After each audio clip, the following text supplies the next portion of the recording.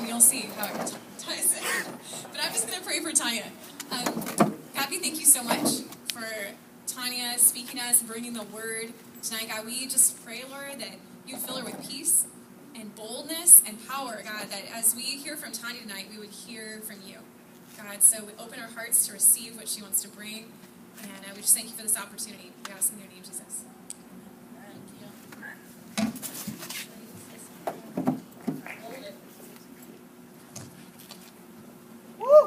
I don't know. Okay.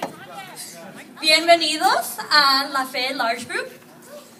So I just want to start with this quote. You think the only people who are the people who look and think like you.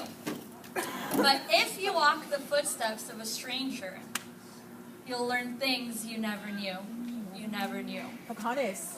That's right. So I'm bringing it back to one of my childhood favorite movies, Pocahontas.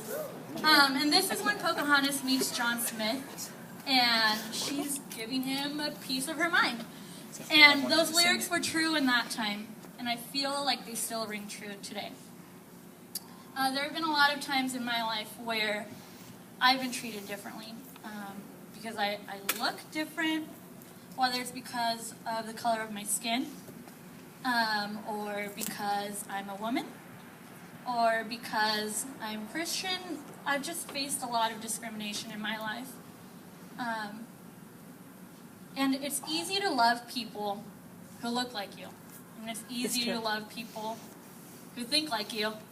And it's easy to treat people fairly who have similar views than you. But what does it look like to be a person of justice and love and compassion towards those that are completely different than you? Even with those that you do not necessarily get along with.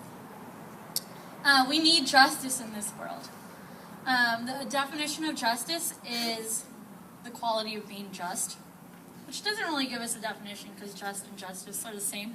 So basically it's righteousness, equitableness, moral rightness, and to act or treat fairly. It's like the golden rule. You treat others the way you want to be treated. But it's more than that. Yes, individually we want to be treated equally, but the truth is that the world is broken. You turn on the news and it's obvious. You see racism, you see immigration problems, you see poverty, you see sex trafficking, and the list goes on and on. So the story we're going to be talking about tonight highlights what it looks like to be a person of justice. Not just with the people who look like you or think like you, but with those that are strangers and those that are enemies.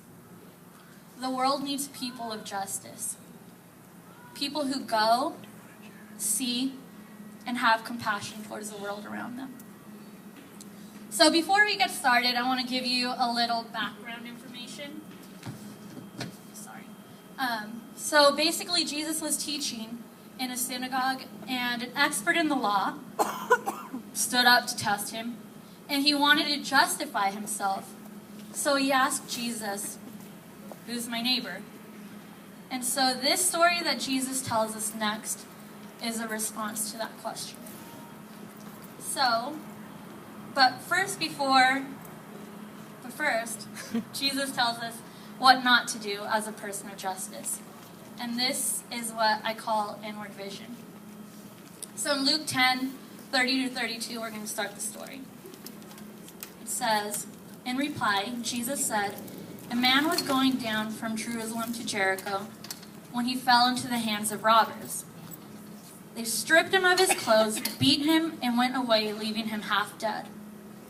A priest happened to be going down the same road, and when he saw the man, he passed by on the other side. So too, a Levite, when he came to the place and saw him, passed by on the other side." So it's interesting that the characters that Jesus decides to use here. There's a priest and a Levite.